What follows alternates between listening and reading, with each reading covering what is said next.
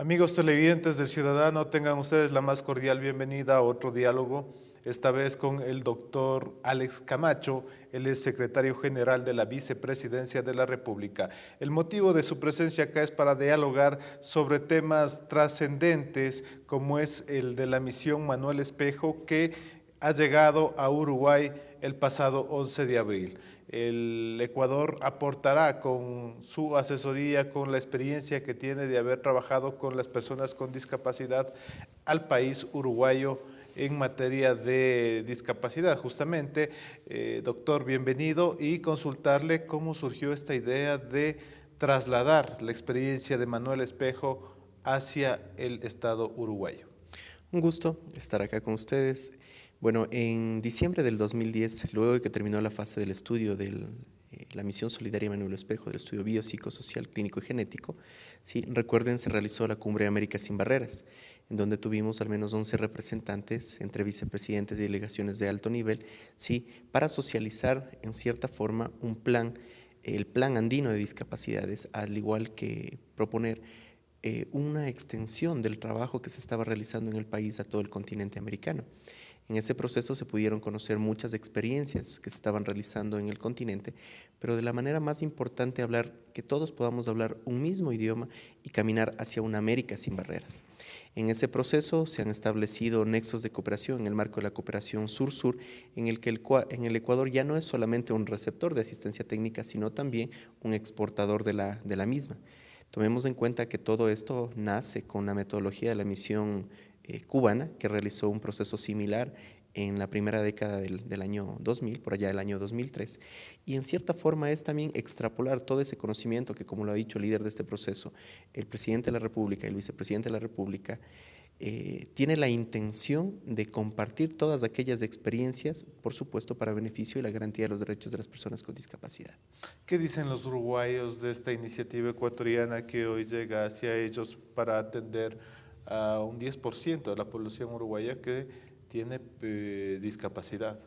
Bueno, Uruguay se convierte en el segundo pilotaje de asistencia técnica que da la misión solidaria Manuel Espejo. Primero estuvo Tumbes de Accesible, recordemos, y ahora Artigas Sin Barreras, que es como se lo denomina el proceso.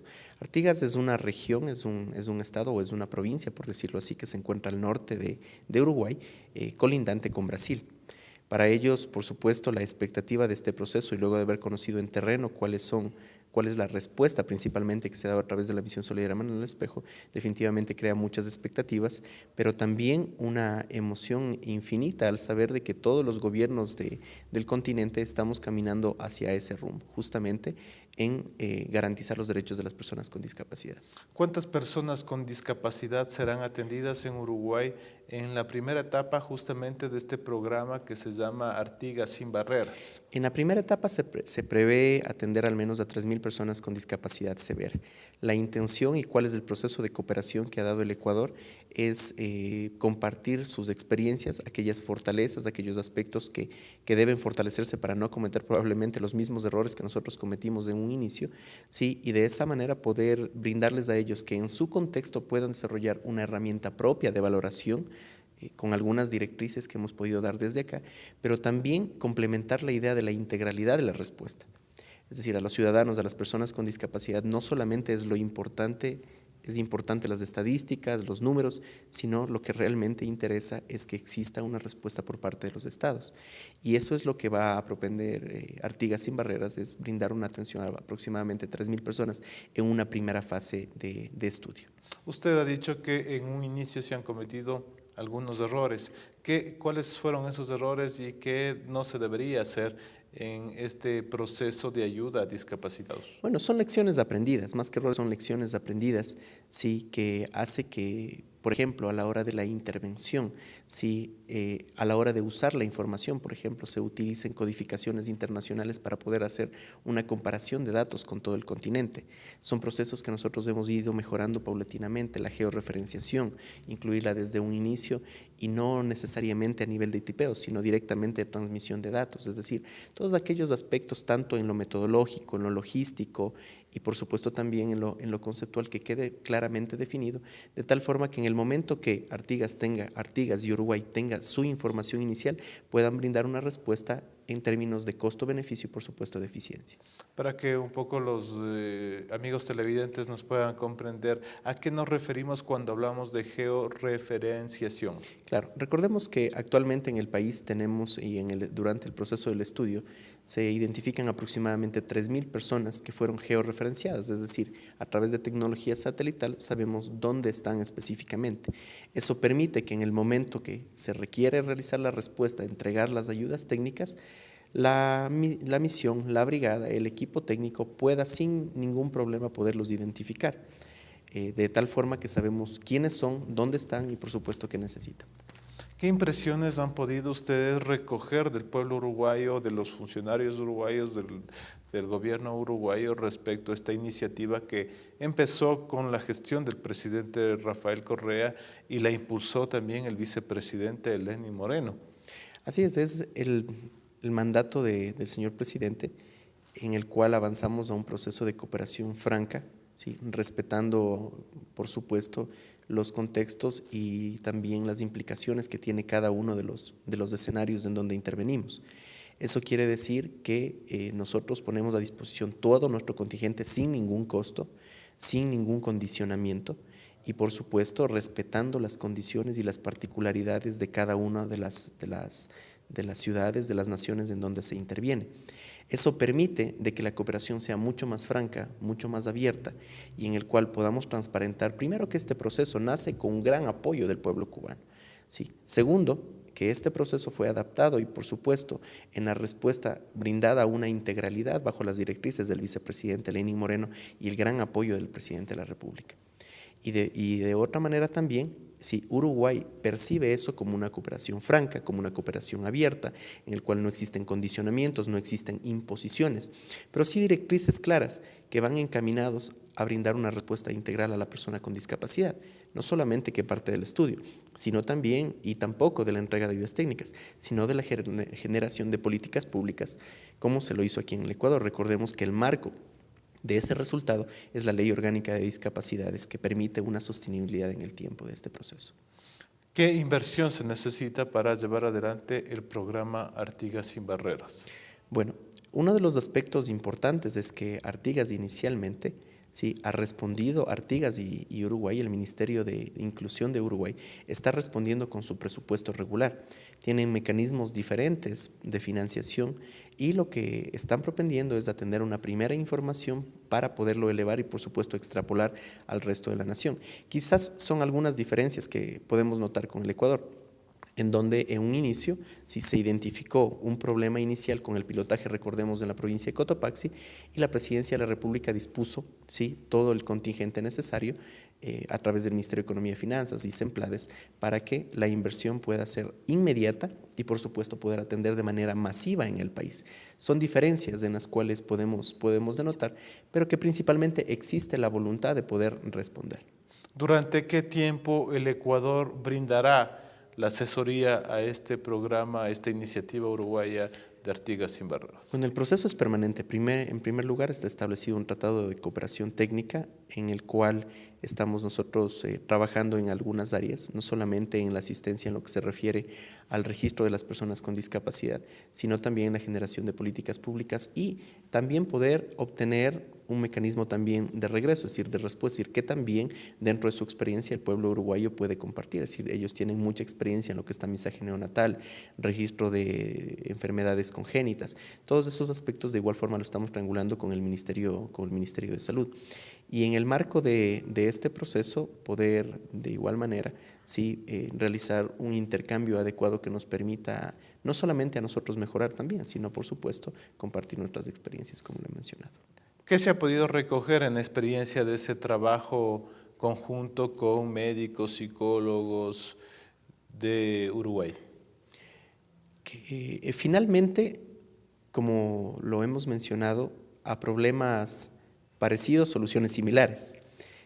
Tanto los profesionales de Uruguay han tenido un muy buen intercambio con nuestra brigada, con nuestra misión cuando ha estado allá, que particularmente nace en primer lugar de respetar y de concebir cuál es el derecho de la persona con discapacidad. Es decir, que no solamente estamos hablando de una acción, sí, probablemente de una intervención, sino se habla de respetar ampliamente, sí, en el marco de los derechos humanos a la persona con discapacidad, conocer su entorno, conocer su familia. Y por supuesto, en el intercambio mismo de las experiencias entre los equipos de profesionales, más bien en el aspecto de asesoría técnica, porque es uno de los aspectos que hemos cambiado. Si bien es cierto, nosotros hemos intervenido, pero el aspecto más fuerte se ha concentrado en la asistencia técnica, en no intervenir mediáticamente, no intervenir fuertemente en el terreno, sino más bien en la toma de decisiones y en la estructuración de las estrategias del programa que pueden ayudar a hacerle el programa mucho más efectivo. El intercambio entre los profesionales de Uruguay y Ecuador, pues definitivamente, sí, sus experiencias definitivamente enriquecen tanto el proceso que se ha hecho acá en el país como definitivamente se lo hará allá en Artigas. ¿Cuántos profesionales ecuatorianos estarán en Uruguay prestando sus servicios, asesorando en este tema? Bueno, el equipo se compone de 15 personas que van rotando permanentemente, es decir, no solamente desde las personas que manejan relaciones, que hacen el nexo en lo que se refiere a relaciones internacionales, quienes están trabajando o quienes han trabajado en el proceso de registro, sino también algunos aspectos logísticos, comunicacionales, que son muy importantes. Recordemos que uno de los puntos fundamentales en el país fue el posicionamiento mediático gracias al apoyo de los medios de comunicación, sí, que ha hecho definitivamente cambiar la percepción y la realidad de cómo miramos a la discapacidad, ya no como un tema de vergüenza, no como un tema de exclusión, sino más bien de equidad y de inclusión permanente. ¿Qué falta por hacer en el Ecuador en temas de ayudas técnicas para discapacitados, en temas de esta labor social, esta solidaridad con las personas que sufren discapacidad? Como lo ha mencionado el señor vicepresidente, con quien ha liderado todo este proceso, lo que se ha realizado es tan solo el primer paso, se ha dado el primer paso. Digamos que falta todavía mucho por hacer. Lo importante es que queda un camino trazado hacia dónde caminar y cuáles son los puntos más importantes. Pensaríamos que es el de educación inclusiva, fortalecer un sistema de rehabilitación no solamente para quienes tienen un accidente o tienen alguna deficiencia o una discapacidad temporal, sino también rehabilitación para aquellos que ya tienen una discapacidad permanente y requieren mejorar sus condiciones de vida, requieren mejorar sus condiciones de funcionalidad. Un punto importante también es trabajar en la accesibilidad universal, accesibilidad en todo aspecto, no solamente a medios físicos, sino también a la comunicación, a la información, en fin. Y también creemos que otro punto, el cuarto punto más importante, también está en la investigación y en el desarrollo tecnológico para trabajar en función de evidencia, sí, para mejorar la vida de las personas con discapacidad. ¿Cuándo se podrá ayudar a todas las personas con discapacidad que habitan en el Ecuador? Digámoslo así que la brecha que existía está siendo cerrada. Es decir, esa brecha de aquellas personas con discapacidad mayor que no tenían ayudas técnicas, que no tenían una vivienda digna, si las brechas que teníamos en inclusión laboral están siendo cerradas. Hasta el momento son cerca de 220.000 personas que han recibido ayudas técnicas, sí, son alrededor de 18.000 personas que reciben el bono Joaquín Gallegos Lara, alrededor casi 10.000 viviendas que están siendo construidas y equipadas para personas con discapacidad, más de 1.200.000 niños tamizados en lo que se refiere a detección temprana de discapacidad auditiva, cerca de 300.000 niños tamizados en discapacidad visual. Y por supuesto también el programa de tamizaje neonatal que ha dado unos frutos excelentes en donde se ha prevenido que cerca de 80 niños en el primer año de su implementación puedan tener discapacidad con un ahorro importantísimo para el Estado.